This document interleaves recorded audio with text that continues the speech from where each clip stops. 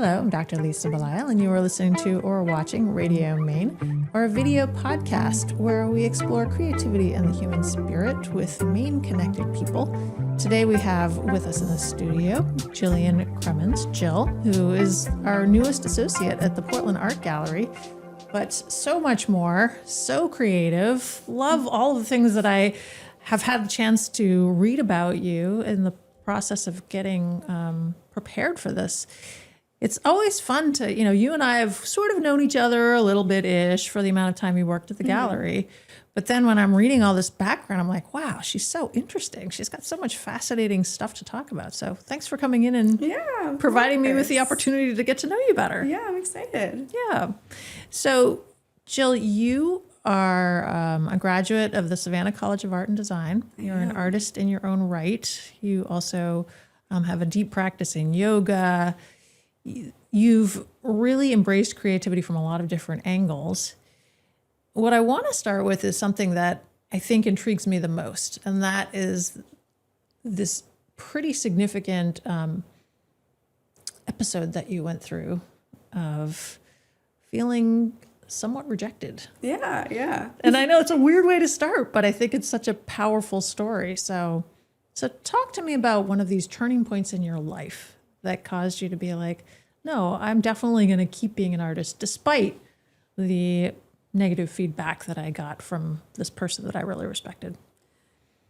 I don't know. I really think it's just something that I've always had. I don't really feel like I have another option other than to be an artist personally. It means so much to me to be able to create and to be able to share that and to experience life through a creative lens is just a very important driving factor to why I am the way I am, to why I do the way I do. So I think being able to create is just something that I have to do. So even when rejection happens and when hard things happen, it's natural for me to take a step back and being like, okay, like, would you rather do something else? And it's always a very fast no. And that's kind of when it's like, okay, let's keep going then. So would you be willing to share a version of this specific incident that I think was so catalyzing for you? I was at an artist residency in Greece, and I was able to have the opportunity to present my work to an artist that I have done research on, did a lot of work in influencing my own work, and she was specifically creating art from trash and plastic pollution, and that is what I found my thesis work at SCAD to be very, very important and a huge I was collecting plastic water bottles, and I was creating sculptures using the entirety of the water bottle, the cap, the middle part, and the bottom, because they're all different kinds of plastic, which means that you have to recycle 3 different objects, essentially, which makes the plastic even harder to recycle and kind of redundant to even have in our system in the first place. And her work was scuba diving for trash. And I'm a scuba diver as well. And I was so fascinated with the idea and the thought that we could be scuba diving together. I was going to meet her. Maybe we could collaborate or something. And I spent about a month getting my work together in Greece. I was collecting trash on that island and walking miles and miles a day, just picking up what I could, washing everything by hand. And I also spent about 2 weeks hiking out to all these different remote beaches, trying to find the most perfect branch for my favorite sculpture, which is called Falling Water. And I found it. It was like on a cliff. I have a whole video of me. It's not up on public anywhere. I'm like hauling it up this mountain by hand. It was a whole process. A lot of labor went into this, and it was so fun. And I was able to present this beautiful sculpture that I'm still very proud of to this artist. And she maybe spent about 5 seconds looking at it before going outside of the gallery and chatting with her friends, essentially. And that was about it. And did she ever give you any feedback on your work? No. No. So after all of this work and all this sort of build up and this really care and love that you put into this piece and having that response, what was your immediate feeling? It was crushing, definitely. I felt very rejected, and I had all these expectations that something was going to happen from this, and nothing did. It was very just, nothing bad happened, but nothing came of it as well. It was a very neutral thing.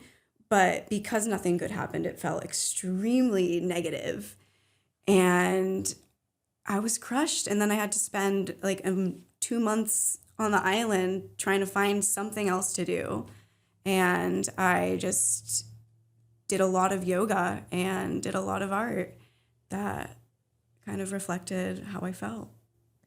So how did you come around to where I think you are now, which is happy to have had the experience, happy that I was in a place to even be able to experience this crushing feeling because I was at an artist residency. Yeah. And not everybody gets a chance to do that. And as you began this entire conversation with, like, I'm at heart, I'm an artist. I'm going to keep showing up and creating. How did you get from that crushing moment to this place where you seem to have been able to put it in the rearview mirror in a really positive way? I definitely took a step back from creating seriously for about 1.5 years. After the residency, I ended up moving back home and traveling a little bit more. I went to Bali and got my yoga teaching certificate, which was really, really amazing. And I just really focused on meditation, self-reflection, and just a lot of gratitude. The school that I went to is called Santosha Yoga Institute, and Santosha in Sanskrit translates to contentment. It's not this overwhelming sense of joy. It's not this overwhelming sense of negativity. It's acceptance for what is, and knowing that whatever moment you're in is temporary, regardless of how it feels. And it kind of creates this contentment of life. And a lot of our training, and even though there was a lot of physical aspect and a lot of physical training to this certificate, it was more so a reflection on the self and just a lot of emotional regulation and how to use yoga as a way to regulate yourself emotionally when hard things happen. Because life. Yeah. Yeah. That's a lot of hard things happen in life generally.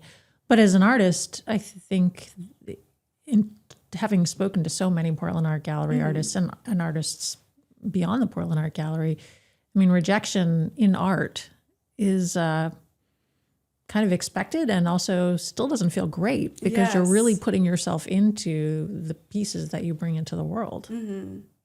So how does this sense of contentment and balance and emotional regulation enable you to keep showing up, keep creating art, keep being committed to the work that you do? I think for me to keep showing up again and again really is loving the medium, loving the world, and really finding inspiration and knowing and seeing beautiful things, honestly. I was able to go to Bali. I was able to travel and see different islands out in Indonesia as well. And on top of that, I hike a lot and I spend a lot of time in nature. And I think when you see so much physical beauty on this earth, it's so hard not to feel gratitude. And it's hard not to not want to create about those places and feelings. And art to me, it just keeps coming back to reflection. It helps me understand the world, honestly. And it helps me work through those hard times as well. So it's like almost like a conversation with myself when I create. Yeah. When you were at the Savannah College of Art and Design, SCAD, your focus was on textiles, which I'm intrigued by, because we have two sons that went to SCAD. One of them you work with, Sean, who's at the art gallery as the manager. And when we would go down to visit, sometimes the people who did textiles, they would be hanging their pieces in the trees in the park. And the very tactile nature of that is so different from fine art or photography or some of these other mediums that people spend their time with. What was it about textiles in particular that drew you in? For me, weaving, I'm a weaver specifically, and I fell in love with the object of the loom first. It is, all of our computers are based off of the loom. It is a binary of ones and zeros, and you are creating a pattern with that binary. And once you set your pattern up, there is a very lack of control in that pattern and a very lack of control with what you can actually create.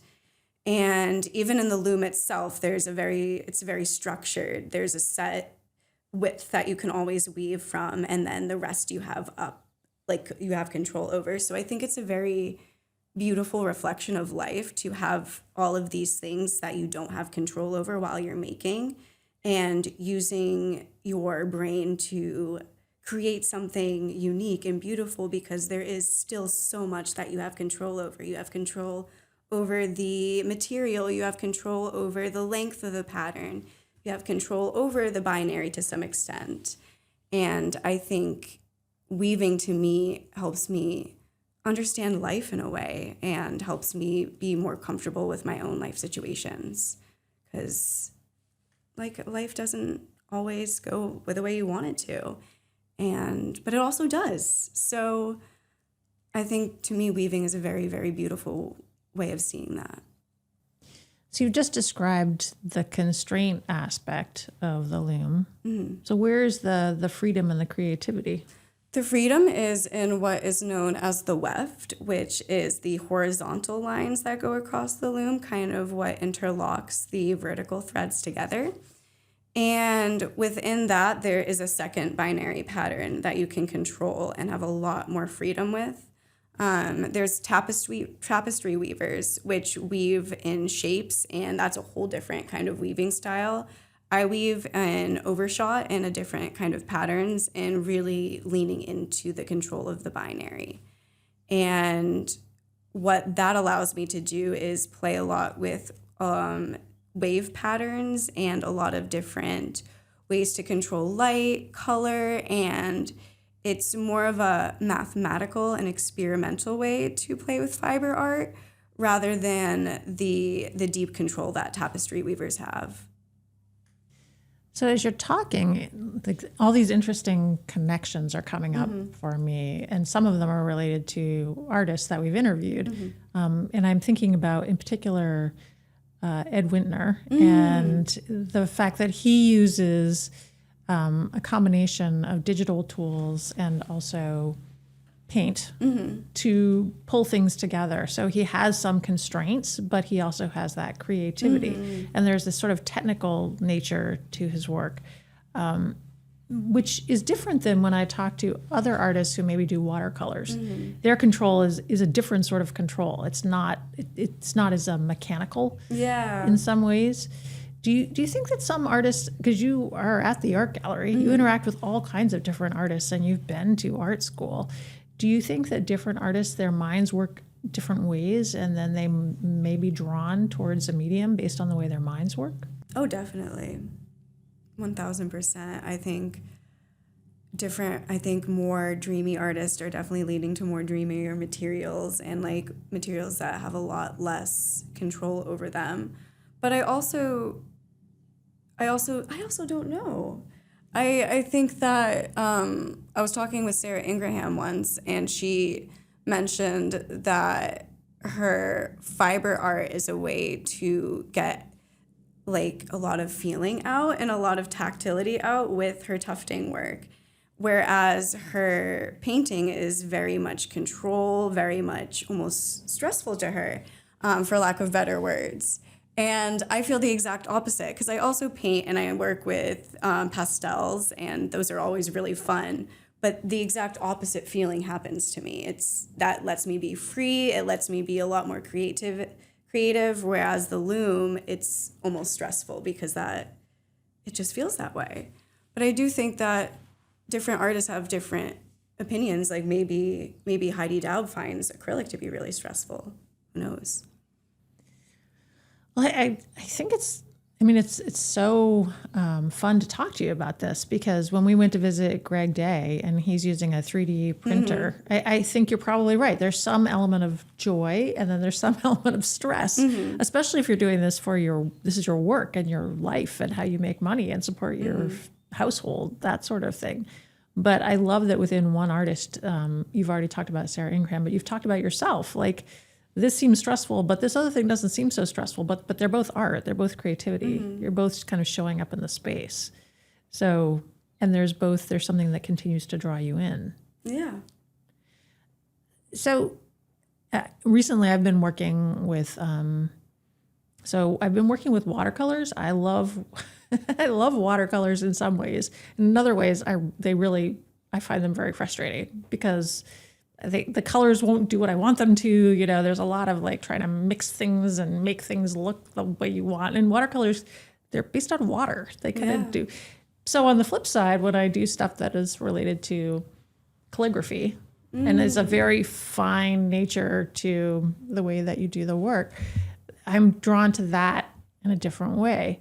How can people, and I play with these things because I get to talk with artists and I get to see beautiful art. I go to the Portland Art Gallery, I go to the openings, and I love that it kind of changes my brain. How can people in their everyday lives give themselves permission, if they're not artists, to play with these things, to pick up some watercolors, to engage with the outdoors, if they need that permission? Yeah, that's a really big ask, because I think a lot of people find that things are really heavy and life can be really, really serious. And it's so hard to let yourself like play and to have that. I really think the best advice is to surround yourself with the people that you want to be like. I think I found myself when I was stuck and feeling very negative in my ways, and I was living at home and I was like, I'm not making any art. Nothing's happening. I don't know what's going on. I called up my friend who I lived with in Savannah, and she needed a roommate, and that's who I live with now.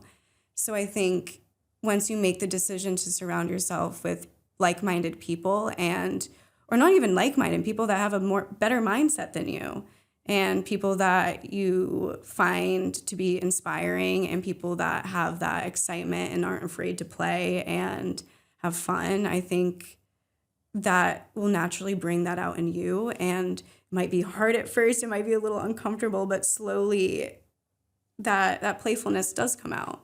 So I think, it's important to be around silly people. Definitely. That's a good piece of advice. Yeah. I mean, and definitely very interesting in a lot of ways, because one of the reasons I was at the art gallery yesterday, and you and Emma and Sean, and you just installed it, and the art the art opening is going to be coming up. And every time I go after an installation, I'm amazed by sort of the breadth of people's work and how well you and Sean and Emma and Jess are able to kind of bring all of these pieces together on the group side, but then also the individual artist side, and even the breadth of their pieces in one artist. But I always find that inspiring. I always look at this and be like, wow, I'm not sure that I would have liked this style of art before, but I really like it now. Definitely. And does working in an art gallery, I mean, I realize that at some point it's like, if you love books and you work in a bookstore, it becomes kind of a job, but does it still give you that sense of being around people that are doing things that they enjoy? Oh, yeah, 100%. I find working at the gallery to be very inspiring. And the thing that inspires me the most is interacting with the artists and actually seeing them come in every day or very frequently and just talk with us and talk about their art, what they're working on, talking about their life, and realize that they're not just artists, they're also homemakers. They also have stressors. They're not just at peace all the time making these things. So I think having these conversations with all of our artists is very, very, very inspiring and important to have, because I think a lot of times we think that artists have this certain kind of lifestyle or this certain kind of mindset, but they have families, they have homes, they have problems, they have issues, and they're making art despite all that. So I think having the ability to talk with them is very, very inspiring on my end, because I am still very, very young in this world, and I think I have a lot of lessons to learn that are ahead of me. So I think talking with all these artists is almost preparing me for what's to come almost. Well, I suspect that I've been on this planet moving around the sun a few more rotations than you have. Let's just say. And also, I will tell you that I continue to show up and be inspired by people. So even when I had fewer rotations around the sun and I felt the way that you do, I had the sense that, well, someday I'll understand this better and I'll get to a place where I'm like, no, I'm an adult. Yeah. Yay. And it's funny because the further I go into this, the more I realize, oh my gosh, there's so much more to learn, so many more people that I want to interact with. And so when I show up with an artist, and I kind of what I led with today, like be able to sit down with you and be like, oh, I want to know more about you. Like, tell me about yourself as an artist, but also as a person. Like, I find it so intriguing. It is. It is. People are so interesting. So what is your Maine connection? We know you have the Georgia connection, but this is not where you grew up. But you've been connected to Maine for a while. So talk to me about that. I went to summer camp, specifically Camp Tapawingo in Maine. I found out that The Parent Trap is actually based off of this very camp. It doesn't look like this camp, but the whole reason why The Parent Trap was written was because of Camp Tapawingo up in Maine, which is very exciting and a little bit of an ego boost on my end, because that was the whole reason why I went to summer camp, because I saw it. Anyways. So wait, you went to summer camp after watching The Parent Trap? Mm-hmm.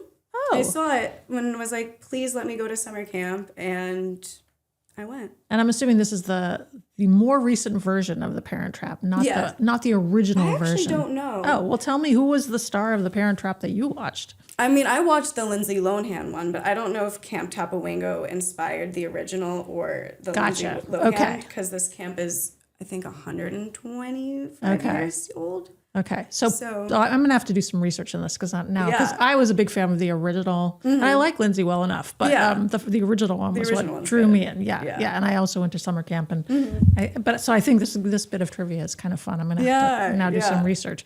So you ended up at Camp Tapawingo. Did I pronounce that? Okay, and that's in Sweden. Okay, and that's great. You go there as a younger person. You go away. You go to art school. But why come back? Why come back to Maine? I loved who I was, I loved who I was when I was at camp. I felt very comfortable in all sides of myself. It was a very, very supportive environment for me, and it was just so fun. And I just wanted to live in a city that was close to home. I'm from Massachusetts, so I wanted to be able to drive there and visit my family, but I also really wanted to have my own autonomy and be a little bit separated from it and have my own life. And I started visiting Portland, and because my friend from camp lived here, and I fell in love with it. Push came to shove, my opportunity came, and I took it. Second it opened up. One of my favorite things about the story of you coming to work at the art gallery is that when you had the original interview, it was a remote interview, but you were literally sitting in your apartment and you were looking at the Portland Art Gallery. So that is how close you live to the Portland Art Gallery. Yeah. So did that proximity and at the time, you obviously weren't working at the Portland Art Gallery. You were actually driving elsewhere to work in a different creative space. Did the proximity cause you to be interested in actually working for the gallery? Yes and no. I have been wanting to work at a gallery for some time, but the thought of rejection was very scary to me. And I literally, when I met Jess, when I first handed off my resume, I just printed them out, just put them in my purse, and I was like, I have some nice pants on. I'm not looking too bad. Might as well just walk into some while I can. And Jess was like, we are actually hiring. She took my resume, and within days, I was working with you guys. I just love the fact that you now work for the Portland Art Gallery, and Kevin, who owns the art gallery and does the podcast, he's behind the camera smiling. He and I are both kind of laughing because you happened to be wearing good pants that day. Yeah. And at the same time, and that was enough to give you the confidence that you needed to bring your resume in. Yeah. Which, isn't that a funny thing that, you can, all of us, we have the sense of not wanting to be rejected, but on the day that we wear the good pants, we can show up in the world. Yeah. Yes. I think appearance doesn't matter, but I think how you feel in your appearance does matter. I like good pants. I want to be able to present myself in a certain way, and if I'm not dressed in how I want to present myself, I don't feel like I necessarily can always do that. So yeah, good pants. No, I mean, I absolutely relate to this. I also like good pants. On a good pants day, the world is my oyster kind of thing. So I'm with you on that. Yeah.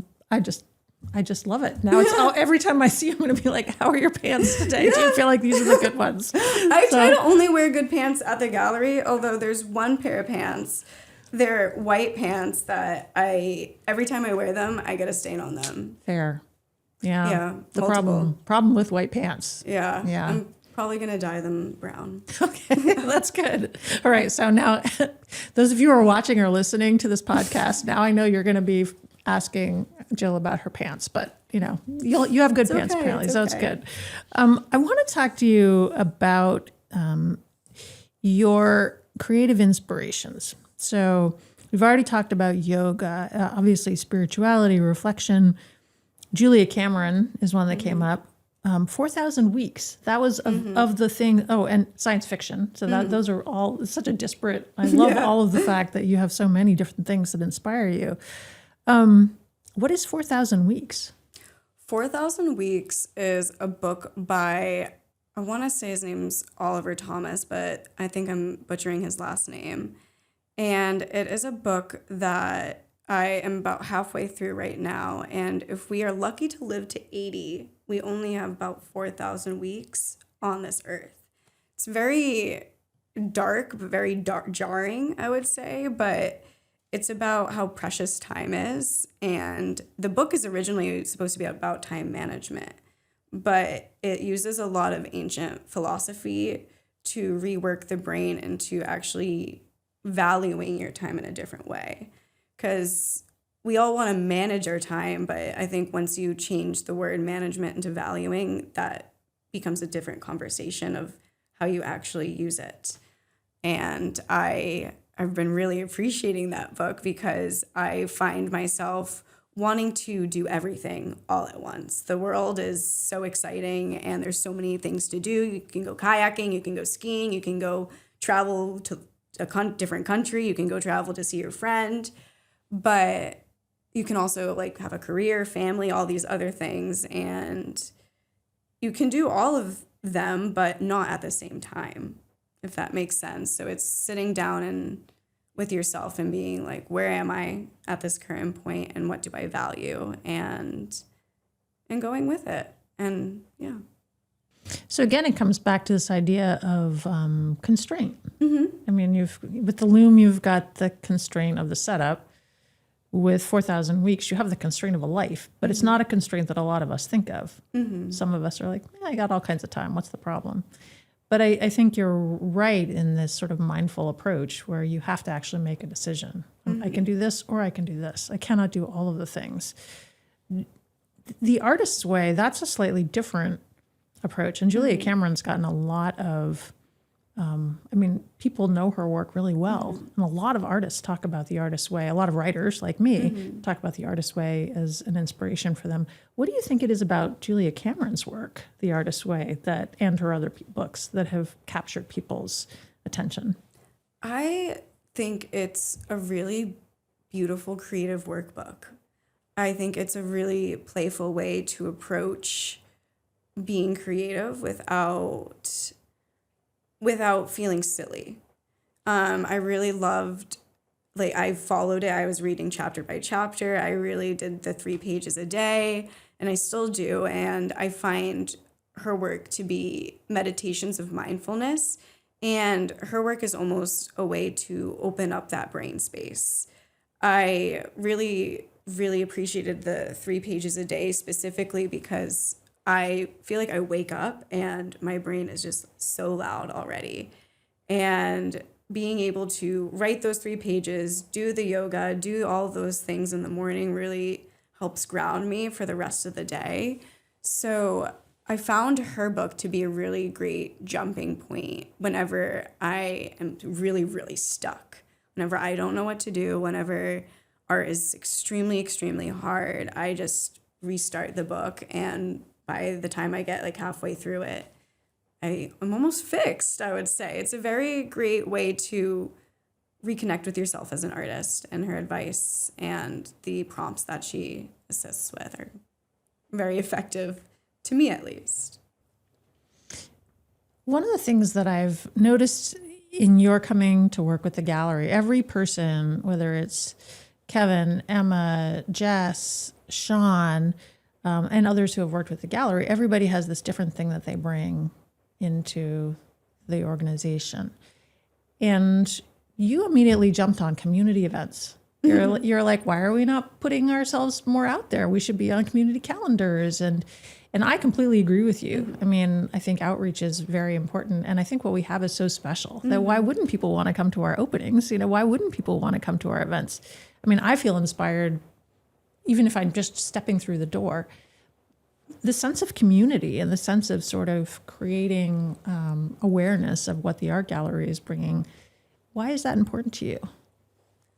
Because art is important. I think about this a lot.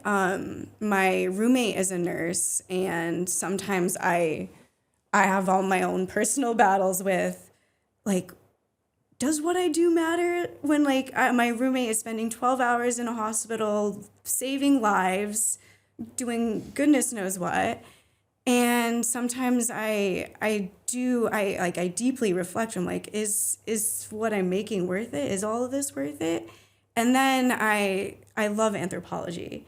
And then I think about art history, and I think about the joy that art brings everybody, and what would happen if we didn't have art to look at. And we have art in hospitals for a reason, because nurses are working their butts off and they need something nice to look at in between their rounds. Art matters. It gives space for that mindfulness, at least for me. And yeah, art it truly, truly matters. And I think that the more people that are able to see it and connect with it, I think that it can bring a sense of calm and just a sense, taking a step back from what's actually going on in the everyday, and realizing that there's more than just the tunnel vision of life. There's a bigger picture. Well, I know that people who are coming into the gallery, you're there on a regular basis, so people can come in, they can meet you. We certainly have our first Thursday art openings. We also have other events like Radio Maine Live. Where can people see your work? That's a good question. On my website, I do have a website right now, jillcremens.art, and that's about it. Okay. Yeah.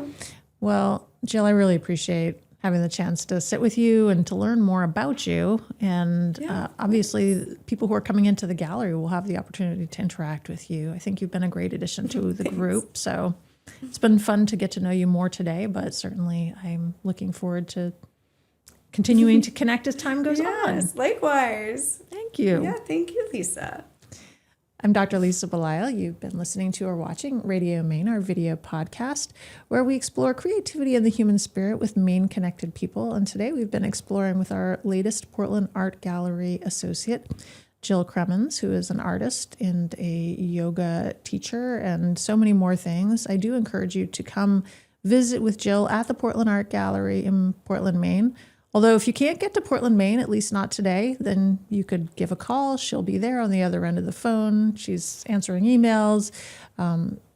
Delightful, just like all the rest of the people who work at the Portland Art Gallery. And actually, I would say pretty much all of our artists. I'm a lucky woman to be doing the work that I do here on Radio Maine, and lucky to have spent time with you today, Jill. Yeah, lucky to spend time with you.